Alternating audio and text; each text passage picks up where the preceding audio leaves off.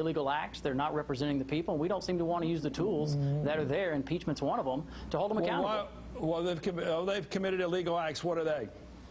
Which presidents committed illegal acts? We've had the progressive income tax since 1913. Have all the presidents since then been committing illegal acts? Again, you just look back over the years. There are several that have been caught for tax fraud, tax evasion.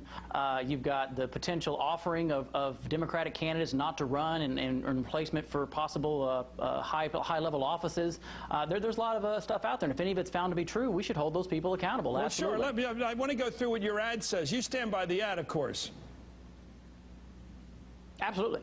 Okay, let's talk about the progressive income tax. Would you like to replace it? Absolutely. I'd love to replace it with the fair tax.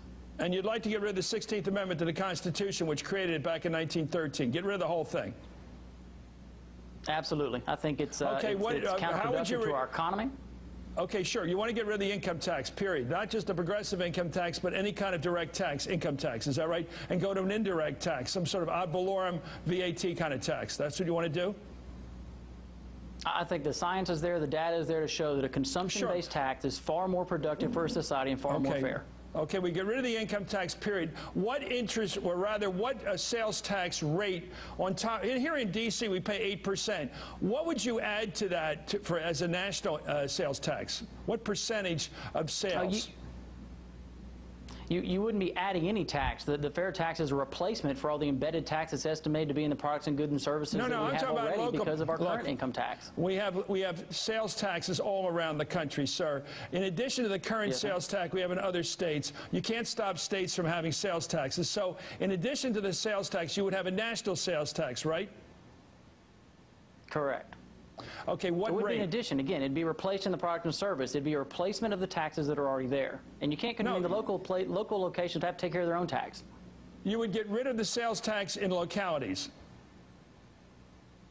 You get rid of Social Security, capital gains. You get rid of Medicare, Medicaid. You get rid of the death tax. You get rid of. Would you answer the question? What do you do about sales taxes in states like Pennsylvania, Washington, D.C., all across the country? States have sales taxes. Would you get rid of those? And how can you do that constitutionally, denying the right of states to pay for their expenses? How would you do that legally or constitutionally?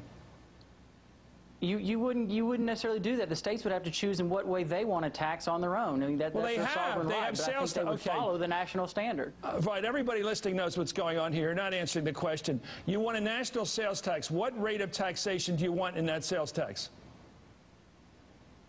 The estimated tax that's already embedded in the goods is 23%. You would get rid of the embedded tax, replace it with the fair tax, and the states would then have to choose how they want to tax beyond that. Well, in the states that I live in, it's about 8%, so we'd add 23%, so we'd have a 31% sales tax. What would you apply that to? Food, you keep clothing? saying add. You would not, again, you would not be adding a tax, Chris. You're putting words in my mouth. There's an embedded tax in every product and service that we buy today. Okay. What about the local sales taxes? Would you get rid of those when you create the national sales tax? No, you could not. The states and local communities have to choose whether they want to remain on a state sales or income tax or move to a sales tax. That'd be up to them to follow whichever path they want to do locally. So what would a state that has an 8% by setting the example at the national level? Right. You set the example by having a national sales tax, and you think that's going to discourage states and localities from having sales taxes? It's going to duplicate No, absolutely not. But I'll tell you, there's a lot of them that would shift away from an income tax, and they'd move to a consumption-based tax as well. And we already have those sales taxes. In the United States, Sir, you are advocating a national sales tax on top of local taxes, and everybody knows it. Let me ask you about this thing. You say the government can increase taxes today without representation. Don't you have a congressman? Don't you have a U.S. senator? Don't you have representation as a citizen? What we have, and I think is universally agreed on at this point in time, we're going to see a result of which in November, is that we have misrepresentation, which is almost as bad as no representation. Our leaders today are not representing the views of the people, and you're going to see them pay that price in November when the elections come around. So we don't have a representative form of government? No, we absolutely do. Well, you just said without representation, you're saying the people can raise taxes without being elected as representatives of the people. And the people who raise the taxes are the ones that have been elected as representatives of the people, including your congresspeople who represent you. Why do you keep saying this government is a tyranny? Chris, why do you keep saying we don't have look at the forest through the trees? Well, I'm only looking at your ad. The 60-second spot. You're talking about a George Washington character. You're talking about gathering an army against our own self-elected government. Not the British government, not a foreign tyranny, but our own self-elected government. No, sir. Yes. Look.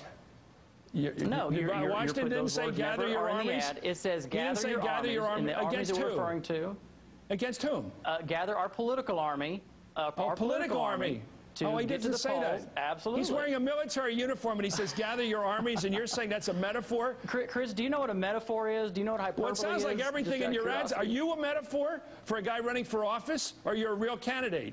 If you're a metaphor, I understand what you're talking about. But you're talking about, we have a government that doesn't represent us. We have a government that's a tyranny. We have a progressive income tax you want to place with a sales tax, and you won't even deny the right of states to continue having their own sales taxes, which add up to 31% sales tax. And I don't think anybody's going to vote for a 31% sales tax, sir, or a 23% sales tax. Well, again, Chris, that's your ignorance with what I'm saying, because, again, it's not an addition. Okay, it's a repeat it so I won't be ignorant. Repeat it, sir. Anybody who wants to look at this tape can catch it. 23%, you said. And I'm saying people are now paying 8% in many states and localities. That adds up to 31, and you don't like the arithmetic, but that's a fact. Isn't it? Your arithmetic's bad. You're not listening to what I'm saying. Yes.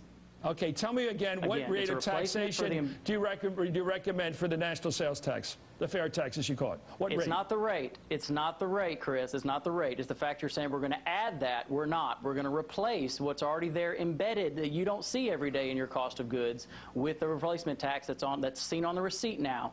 And that's where a lot of folks like to sling mud and misrepresent the fair tax. And what rate will be? And what will be the rate of taxation under the fair tax? Again, it's estimated to be 23%. Okay, now if I get hit with a national sales tax, no, it's not added on. It's not added on to the national income tax. That's right. But it is added on to all local taxes, right, sir? So we get on the same page here. No, right? sir. No, it's not added on. Here's an example. You got a Coke. A Coke today costs $1. Today you pay $1. In that $1 is already 23% of taxes that we don't see. The difference is now that Coke's going to cost 77 cents, but you're going to see 23% of tax on top of that 77 cents to still yield a $1 Coke, and then you add your 8% sales tax locally on that. There's your correct analogy. Okay, let me tell you what happens, sir, in the real world. We have a state tax. We have a federal tax if you apply one. That's 23 plus 8. That's 31%. It's cruel world. Arithmetic matters. Thank you for coming on. Have you ever been audited? The fair tax has more research than... Have you been audited? Have I been audited? Yeah. My business has been audited, absolutely. Why? What have you done to cause to be audited? I didn't say I did anything to cause an audit. I just said it's a tool that can be used and has been used in the past. Why were you personally audited? We heard about it during the... I'm sorry? Why were you audited? I've had local government audit my business. But why? I'm assuming they wanted to verify everything was correct. Well, what was wrong with your paperwork? Nothing was wrong with paperwork. We actually had some of the best paperwork they'd seen for our industry. Well, why were you audited? You never figured out why you were audited. All right, you're splitting hairs here. Again, I'm asking an open question. Open up conversation, talk about the intrusive part of the government. No, in your ad you go after what you call malicious audits, and I figured you must have had some experience to use language like that. So you've been audited. How many times have you been audited? Have you not heard about during the mortgage crisis when banks were told you they take the money or they're going to be subject to audits, which are costly, how many times have you been audited? Whether they were actually done anything or not. How many times have you been audited, sir? I'm sorry. It's irrelevant. I've been audited once. Okay, thank you, sir. Thank you, Mr. Barber, for coming on. Up next, with just about 4 months to go before Election Day, could the Democrats lose both the House and the Senate? We're going to take a look at where they stand right now.